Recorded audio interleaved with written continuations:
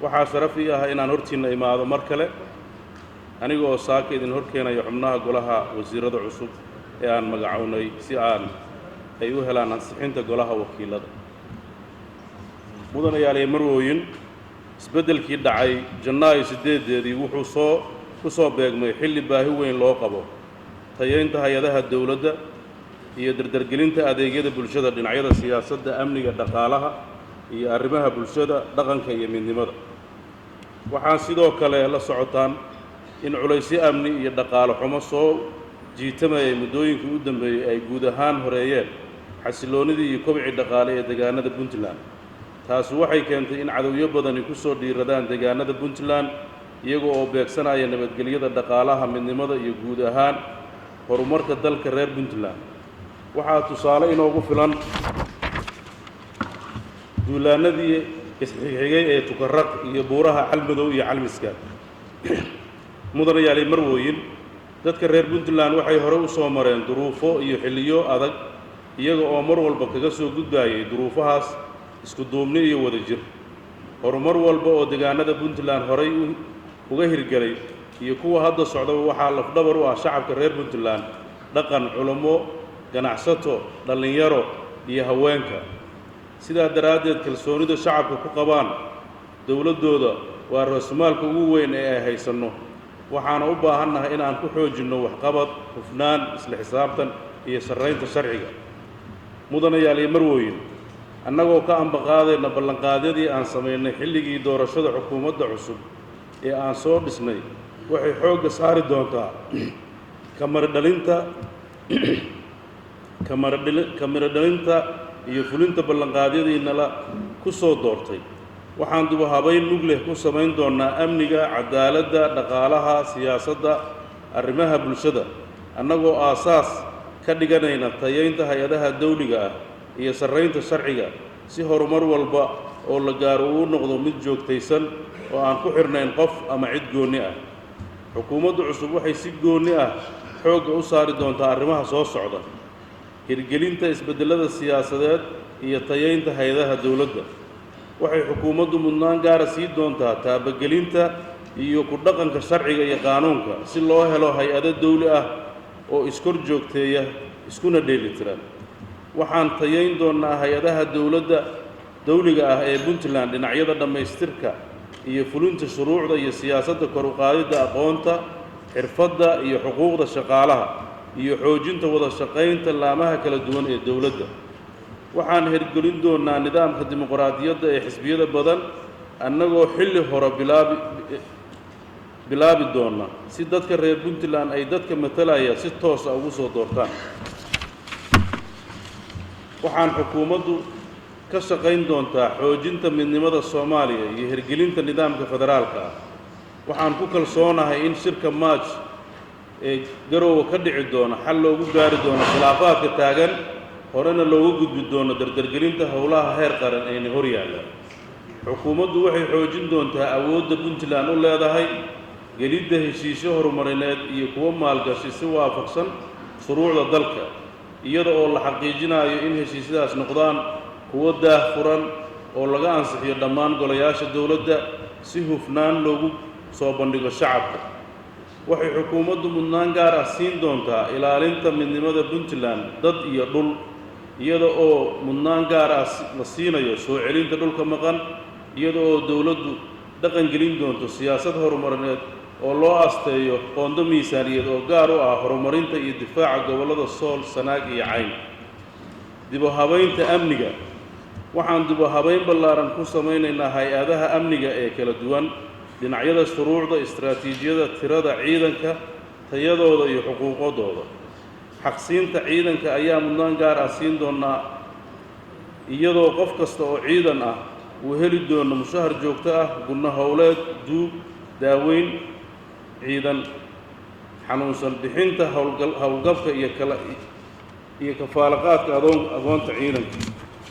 waxaan ahmiyad gaar ah siin doonnaa la dagaalanka iyo ciribtirka kooxaha argagixisada ee ku dhuumaalaysanaya buuraha Calmadow iyo Calmiskaad.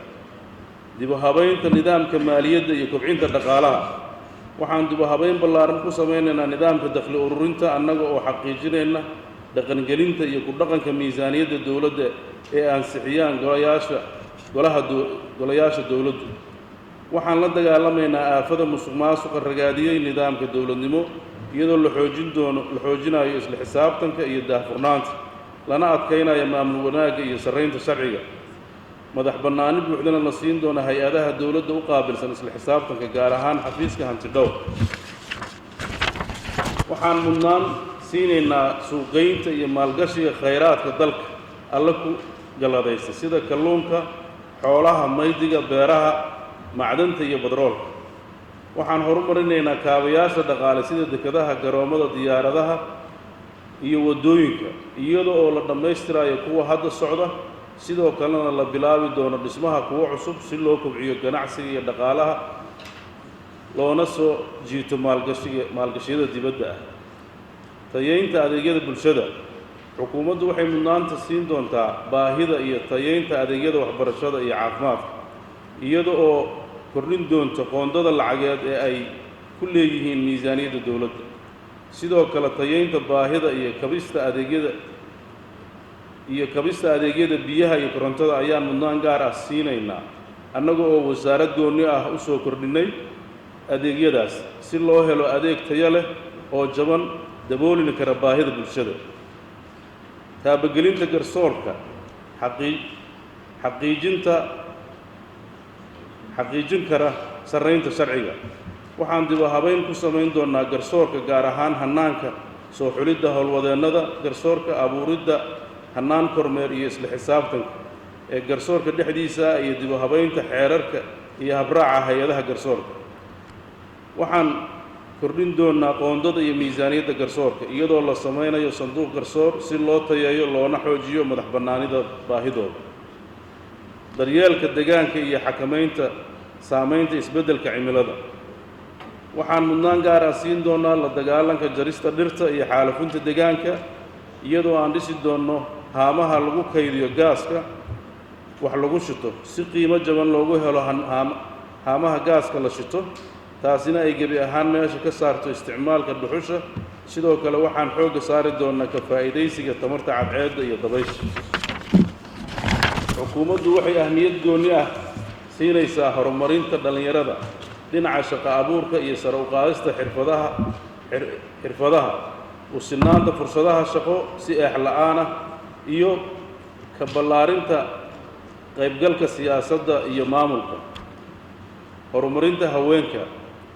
haweenka puntland waxay lafdhabar u yihiin horumarka bulshada dhinac walba. sidaa daraaddeed waxaan xaqiijin doonaa xoojinta helitaanka xuquuqda haweenka si waafaqsan shareecada islaamka, iyadoo si gaar ah xoogga loo saari doono inay helaan xuquuqdooda bulsho, siyaasadeed iyo dhaqaale oo dhammaystiran.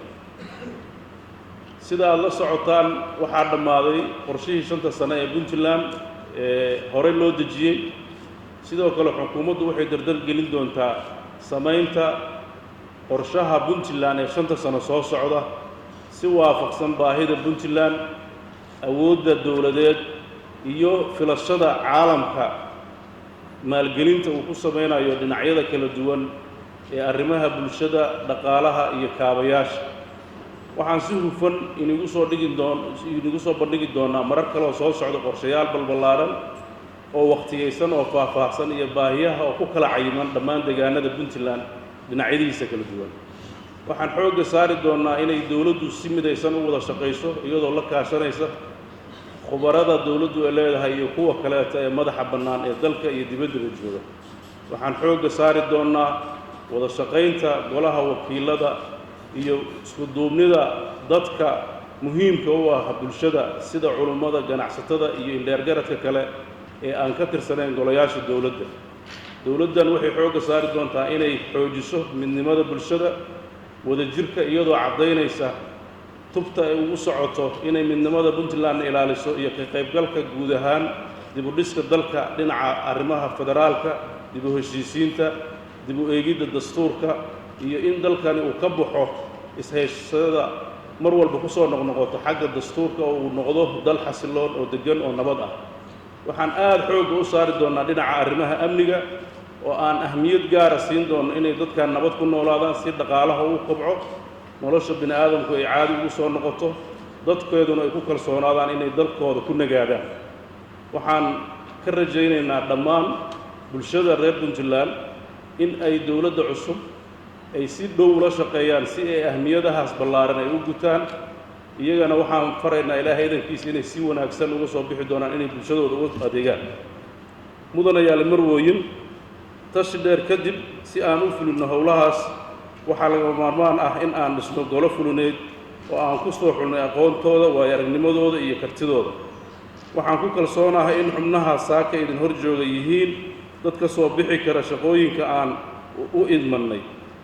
waxaan hay-ad walba oo dawladeed u dhammaystiri doonaa awood, agab iyo wax walba oo u fududaynaya bixinta adeegyada bulshada ka sugayaan.